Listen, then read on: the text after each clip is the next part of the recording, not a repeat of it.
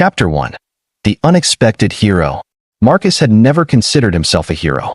Growing up on Helios 9, a mining colony tucked away on the outskirts of the galaxy, he had learned early on that people were defined by their work.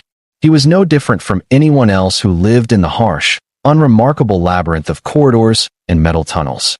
His life had always been ordinary, even by colony standards. From the moment he'd picked up his first set of tools as an apprentice mechanic, he knew what he was meant to do. Fix things, keep the machines running, make sure that everything from the smallest freighters to the massive mining equipment kept churning out resources to fuel the ever-expanding human empire. It wasn't glamorous, but it paid the bills, and he never expected anything more. His colleagues in the workshops were the same. Hard workers, calloused hands, worn-out faces, and little hope for anything beyond their day-to-day grind. There was no romance in their lives, no excitement, no lofty dreams. And that was just the way it was. It was safe that way. The more ordinary life became, the more he appreciated its predictability. Yet, no matter how much he wanted to believe that he could be content with his place in the universe, there was always a part of him that wondered what lay beyond the sprawling metallic corridors of the colony. He had read the books, watched the holovids, and heard the tales of great heroes, warriors, diplomats, explorers, leaders who rose from nothing to shape the fate of entire civilizations. Of course, he didn't actually think of himself as one of those people. He was simply Marcus, the mechanic. If anything, he was the person who kept the galaxy's gears turning, but not the one to steer the ship. At least, that's what he thought until one day, everything changed. It was a typical day at the repair yard. The sun was dimming as the artificial dusk of the colony's underground complex began to take over. The sound of air recyclers and industrial machinery filled the air, blending with the occasional clank of heavy equipment being moved or worked on. Marcus was deep into his work on a mid-sized cargo freighter, tweaking the propulsion systems and making sure the coolant systems were up to code when the alarm went off. It wasn't just a simple blip on his console, it was a full-scale emergency. The harsh, shrill sound cut through the background noise, causing every worker in the yard to stop dead in their tracks. Everyone knew the drill by heart: the fire alarms, the evacuation procedures, the mandatory lockdown protocols, but there was a frantic edge to this particular warning that caught Marcus off guard.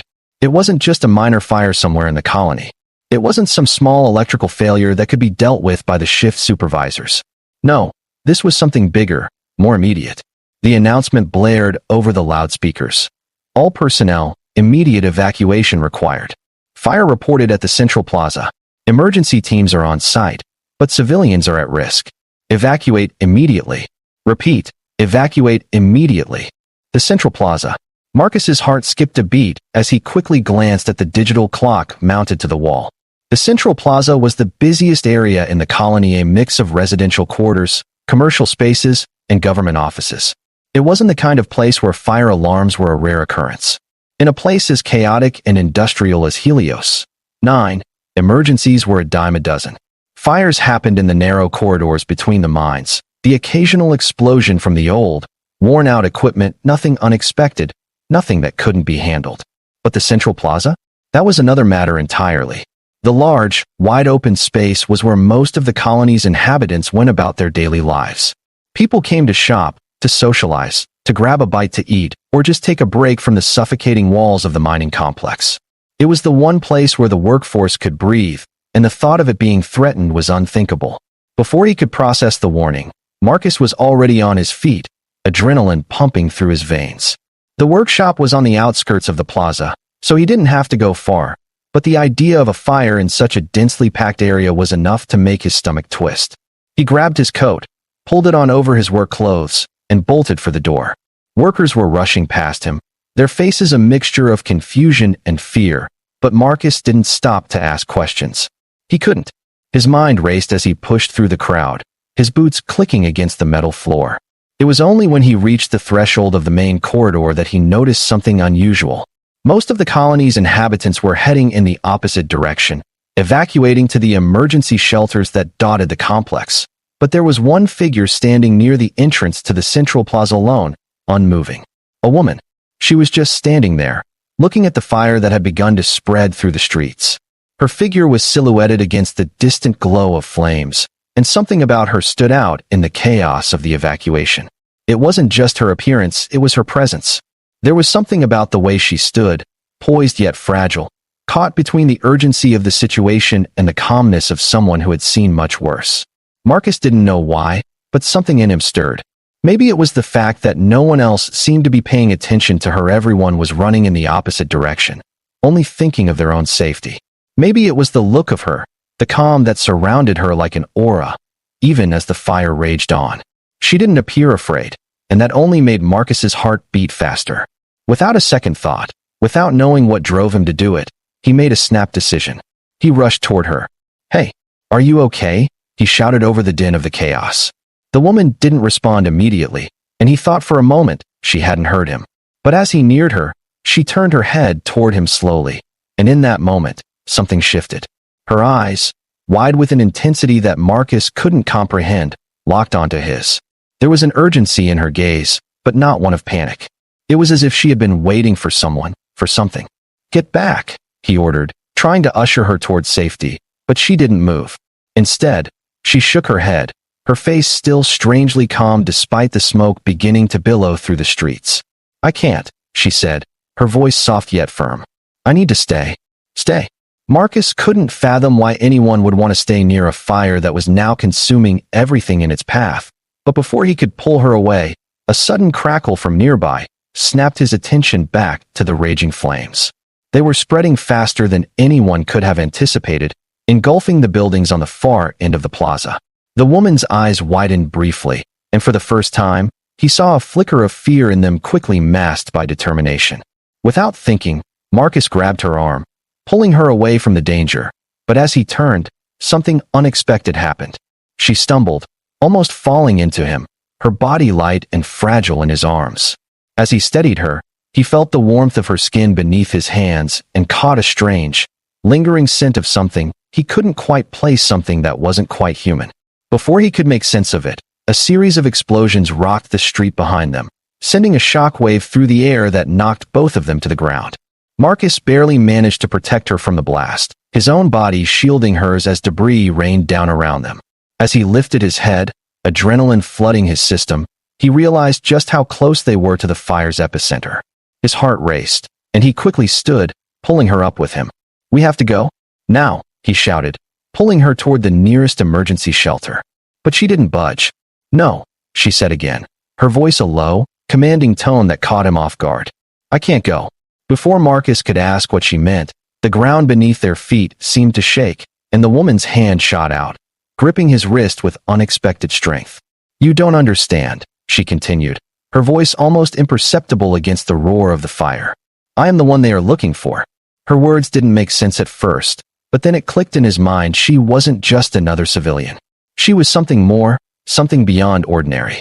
But who could she be, and why was she so determined to stay? The answer was about to reveal itself, and Marcus, unwittingly, was about to be pulled into a world far bigger than anything he could have imagined. Marcus had no idea what she meant by the one they are looking for, but as he stood there, his hand gripping her arm, he could feel the intensity of her words sink in. It was as though everything around them, the raging fire, the explosions, the chaos, had become irrelevant, overshadowed by the overwhelming presence of this woman. For a split second, he forgot about the danger, forgot about the threat of the fire consuming everything in its path. Instead, his mind focused on the woman's strange calm, the way she stood in the middle of it all, as though the world around her was falling apart, and she was the only one unaffected by it. The realization hit him like a punch to the gut. This wasn't some random woman. She wasn't just another civilian caught in the middle of a disaster. No, this was something more. He wasn't sure how he knew, but it was clear that there was something about her that set her apart from everyone else. Before he could ask any more questions, the fire raged closer, sending a burst of hot air toward them. Marcus immediately pulled her toward the nearest shelter, his instincts kicking in. His mind was still racing, trying to process everything: who she was, why she was so calm, and what she meant by those cryptic words. The shelter wasn't far, but the fire was growing, spreading rapidly, consuming everything in its path. They needed to get inside before it was too late. But she resisted. "I'm not going in there," she said, her voice firm, unwavering. "I have to go back. They need me." Marcus stopped in his tracks, confused. "Who needs you? Are you some kind of official?" A counselor. She shook her head slowly, her eyes never leaving the fire. There was a quiet intensity in them now, a determination that sent a chill down his spine. No, she whispered. I'm not just anyone. I'm the heir to the throne of Altoris. The words hung in the air, incomprehensible to Marcus at first. He stared at her in disbelief, unsure if he had heard her right. He was certain he had misheard her. There was no way she was saying what he thought she was. Throne, Marcus repeated, his voice betraying his confusion. What do you mean? Heir to the throne. Her gaze hardened, and for the first time since he had met her, there was a crack in her calm demeanor. I am the last living member of the royal family of Altoris, she said, her voice laced with an unshakable resolve. The people who started this fire, this isn't just a random attack. They're after me. Marcus blinked, trying to process what she was saying. Altoris. The name was unfamiliar to him, and the idea of royalty in a mining colony like Helios 9 seemed absurd. But there was something about her, something about the way she spoke, that made him believe her. There was no denying it. She wasn't just another miner, another colonist like him. She was something else, something that the world hadn't seen in centuries.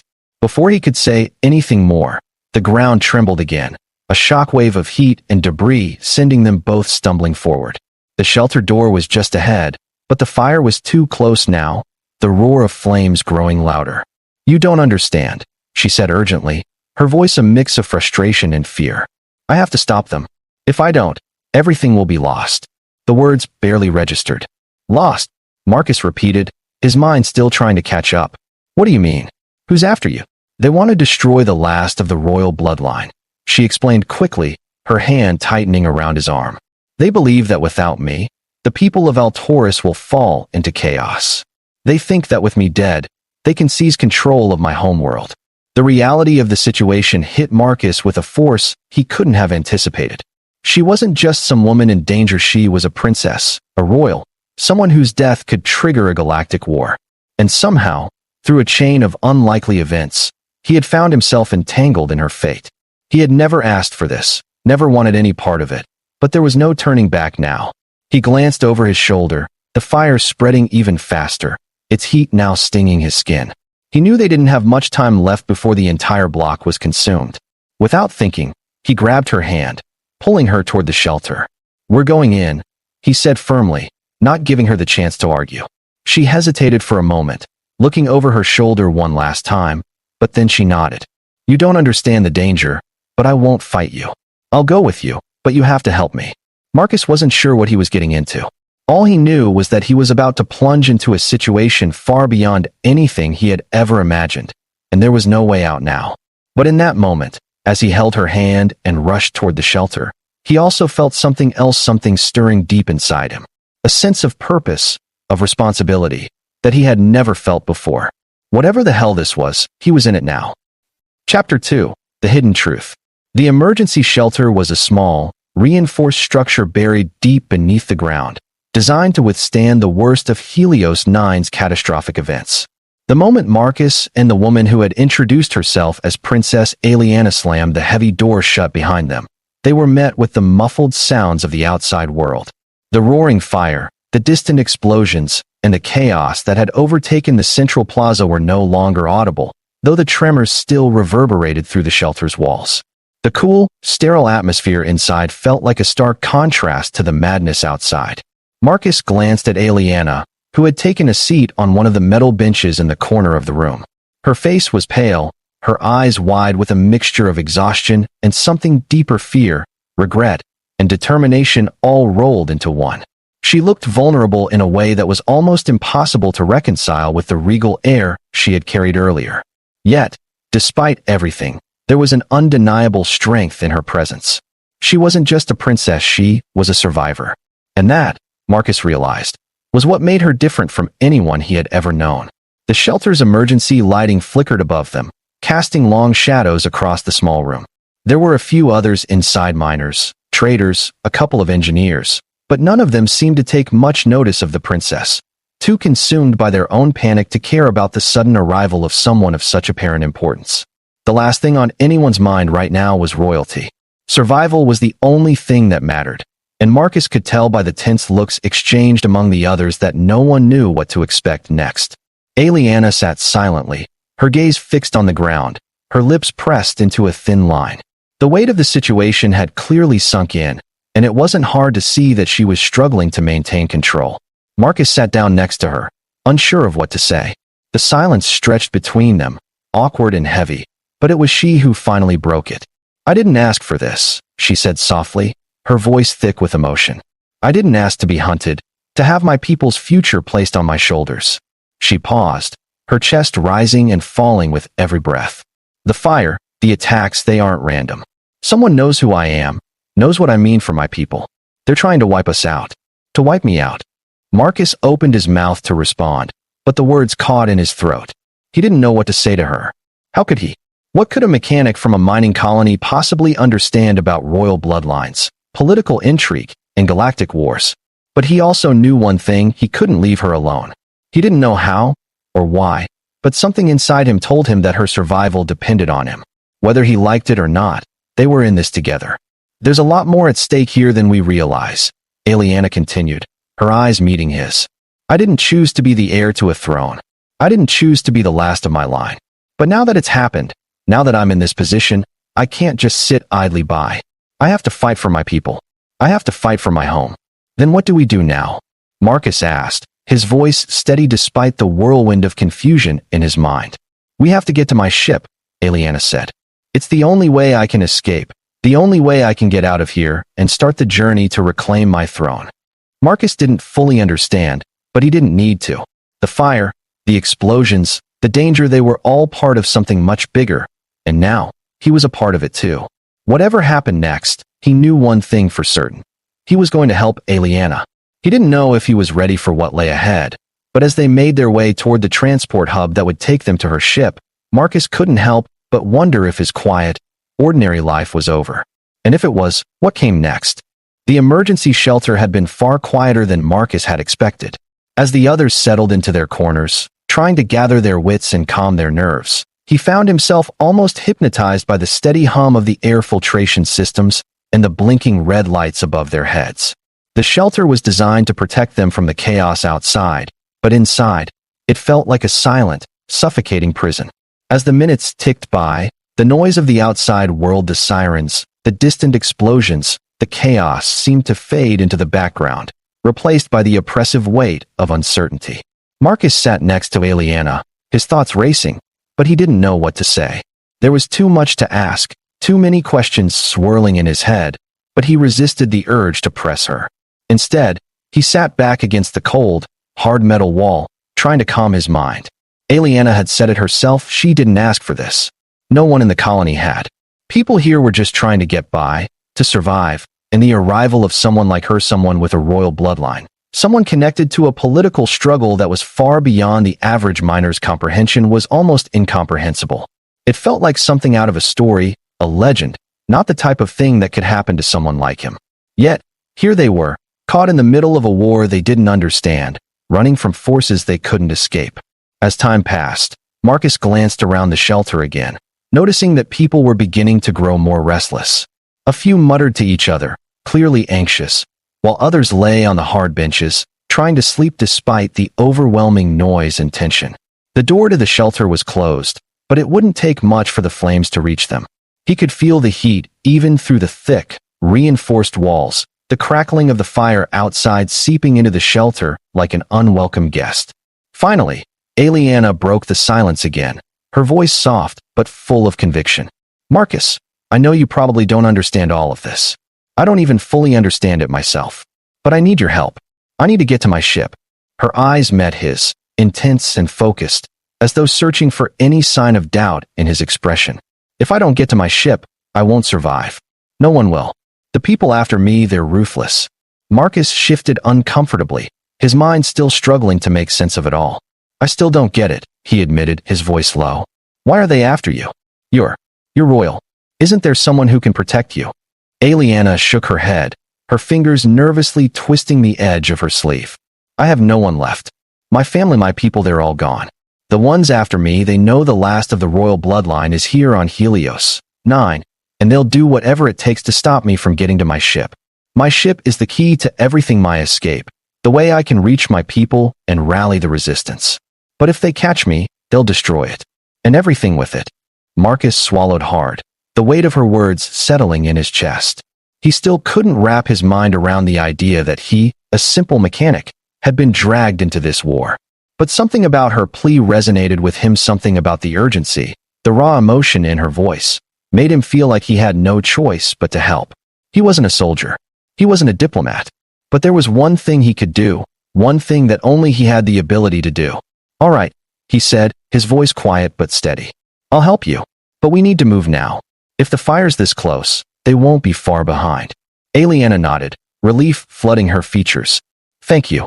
She stood up, brushing herself off as if the weight of the world was suddenly just a little lighter on her shoulders. "We need to get to the transport hub. It's the only way I can reach my ship."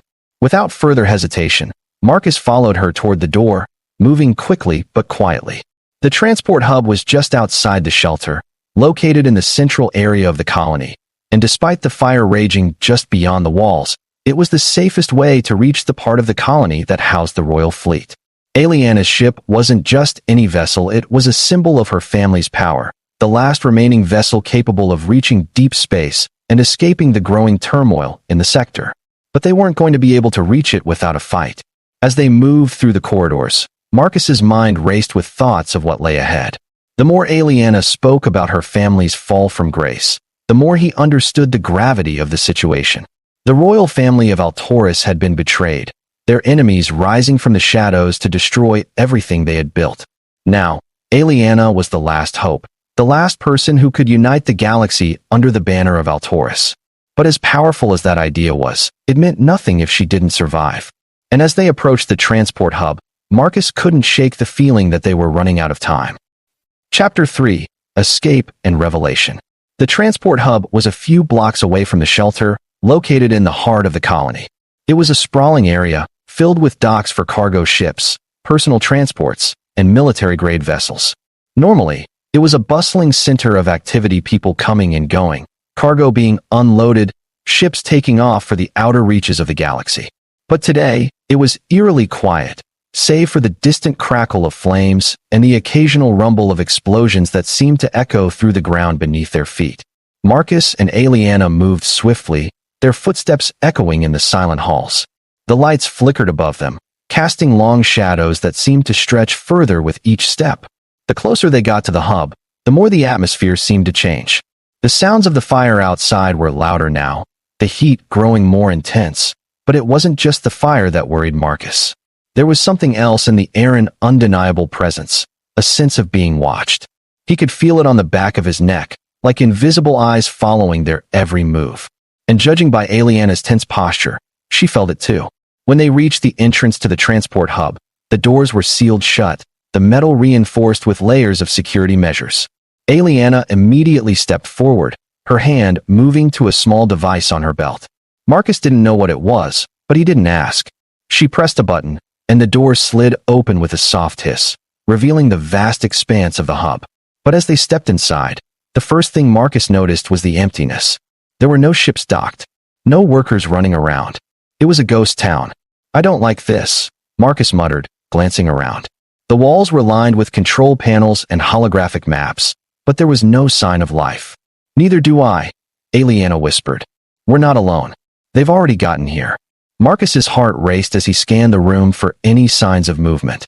The silence was deafening, and the only sound was the faint hum of machinery. The fire outside had grown even more intense, its orange glow spilling through the small windows of the hub. But there was no time to worry about that now. They needed to get to the ship. They needed to leave, and fast. Aliena moved to the control panel, her fingers flying across the keys. The holographic display flickered to life in front of her, and she quickly typed in a series of commands. Marcus watched, his stomach nodding with every passing second. Come on, he muttered under his breath. Suddenly, the door at the far end of the hub slid open with a mechanical hiss. Marcus turned to look, and his blood ran cold. Standing in the doorway was a group of heavily armed men, mercenaries, soldiers, or worse. They were dressed in black, their faces obscured by helmets, but the way they moved, the way they held their weapons, told Marcus everything he needed to know. These weren't just ordinary soldiers. These were the people who had been hunting Aliena. He felt Aliena's presence behind him as she stepped closer, her hand gripping his arm as if to stop him from rushing into action. "Don't fight them," she said, her voice steady despite the fear in her eyes. "We have to get to my ship. If we fight them here, we'll never make it out." Marcus's pulse hammered in his ears, and every instinct in his body screamed for him to protect her. But Aliana was right. They needed to get out, and the only way to do that was to make it to the ship. But how? They were surrounded. The mercenaries moved closer, and Marcus's heart skipped a beat. He didn't know how they had found them, but the odds were against them. Yet, as the soldiers raised their weapons, Marcus had one thought: he wasn't going to let anyone hurt her. Not today. Marcus's heart pounded in his chest as the mercenaries closed in. The transport hub was a dim, wide-open space, and there was nowhere to hide. The harsh glow of the fire outside seemed to amplify the dread he felt. Every step the soldiers took echoed through the cavernous room, and Marcus could feel the walls closing in on him. Aliana's grip on his arm was the only anchor in the chaos. The men in black were methodical, walking forward with the confidence of people who had done this many times before. Their weapons gleamed under the fluorescent lights, and their movements were precise. It was clear they weren't just here to capture Aliana, they were here to kill her. Aliana took a deep breath, and for a moment, Marcus thought she might give in. But then she pulled away from him and stepped forward, her posture changing, straightening, her expression hardening. "If we're going to survive this, we need to move fast," she whispered to him, her voice steady. But her eyes were filled with something else, something more than fear. It was determination, the will to do whatever it took to survive. Suddenly, Aliana's hand shot out, and before Marcus could blink, the control panel beside him flared to life. Holographic lights flashed across the room, a familiar ship diagram appearing in front of them. It was a map, a blueprint of the transport hub, and from the way Aliana's fingers moved across the interface, Marcus realized something else. It wasn't just a map of the hub. It was a map of escape routes, hidden tunnels that led directly to her ship. "Follow me," Aliana said, her voice calm but urgent. "We have a way out." Before Marcus could even process her words, Aliana darted to the side, her swift movements graceful but purposeful. She ran toward the far wall, where a hidden door slid open with a sharp hiss. Marcus hesitated for only a moment, unsure whether he was making the right choice by following her. But he had no time to second-guess. The mercenaries were moving in now, closing the gap between them. Without thinking, Marcus sprinted after Aliana, his boots pounding on the floor as they dashed through the narrow passageway she had uncovered. The air was thick with tension as they moved through the hidden tunnel.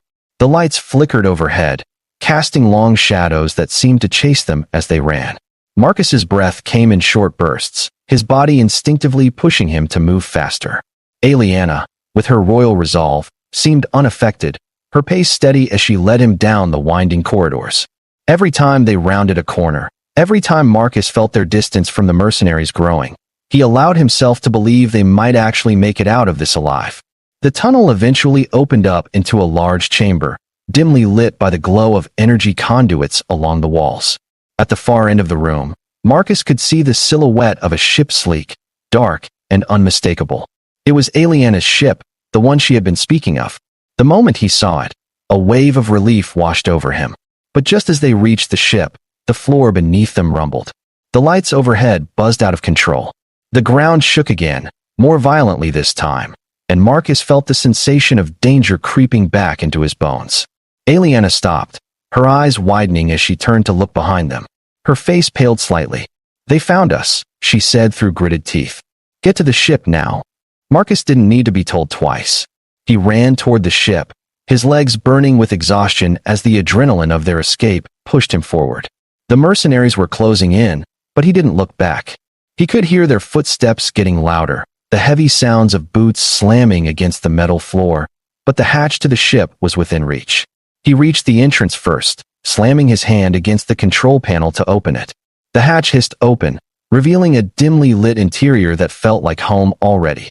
Aliana was right behind him, her hand grasping the entryway as she pulled herself inside. Without thinking, Marcus jumped into the cockpit, his fingers flying over the controls.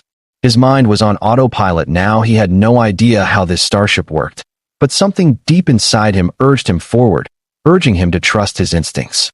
The ship hummed to life as the engines roared, a low growl that echoed through the hull. "We're going to need to move fast," Aliana said from the back of the cockpit, her voice suddenly calm, but filled with a hard edge. "There's no turning back now." Marcus nodded, his heart pounding as he punched in the coordinates to launch the ship. The moment his hand hit the final button, the ship lurched forward, and they blasted off into the void of space. The colony below them grew smaller, the fire that had raged through the streets now nothing more than a distant flicker. Marcus had done it. They had escaped. But as the stars stretched out before them, Marcus couldn't shake the feeling that this was just the beginning. Chapter 4. The Future Unfolds. The ship's interior was a quiet hum of machinery, but it felt far more peaceful than the chaos of the colony had. They were in space now, miles away from the fire and destruction they had left behind, but the weight of the situation still hung heavy in the air. The fire had been just the beginning. Now, they were free, but that freedom came with a cost. Marcus had never been outside of the colony's atmosphere, and the vastness of space stretched out before him like an uncharted world, one filled with unknowns. He had no idea what Aliana's true mission was, what the future held, but he knew one thing for certain: he was involved now, whether he liked it or not. Aliana sat beside him, her hands folded in her lap, looking out the viewport at the stars. Her face, though still tense, seemed more at ease now that they were away from the danger of Helios. 9. Marcus couldn't help but notice how regal she looked, even in the most ordinary of circumstances. The way she held herself, the quiet authority in her eyes, it was as if she had always known she would be a leader. "I didn't ask for this," she said quietly, almost as though speaking to herself. None of this was supposed to happen. Marcus turned to look at her, his brow furrowing. "What do you mean?" "The throne," she said, shaking her head. "The attacks, the fire, it wasn't just random. They're trying to wipe out everything my family stood for. But they didn't expect me to survive. They didn't expect that I would be strong enough to fight back." She paused, her gaze never leaving the stars. "I'm not just running from them, Marcus. I'm going to take back what was stolen. I'm going to fight for my people, for my planet." Marcus swallowed, the weight of her words settling on him. He hadn't known what he was getting into when he rushed into that fire to save her. But now, as they drifted away from the burning colony, he realized that he had become part of something much bigger than himself. Something that could change the fate of an entire world. He wasn't a soldier. He wasn't a diplomat. He wasn't a hero. But he was here, and as much as the uncertainty terrified him, he knew there was no going back. Aliana's battle was his now, and wherever this journey took them, he would be by her side. He took a deep breath and nodded. "Then we'll fight together." Aliana smiled slightly, a small, tired smile, but it was filled with more gratitude than Marcus had ever expected. For the first time since they had met, she looked less like the royal heir she had claimed to be, and more like a person who had fought for her survival and had found an unexpected ally. "I'm glad you're with me," she said softly. "I couldn't do this alone." Marcus smiled, the uncertainty melting into resolve. The stars stretched out before them, the vast, open expanse of space filled with endless possibilities. Whatever lay ahead, whatever dangers they would face it together. The future had just begun.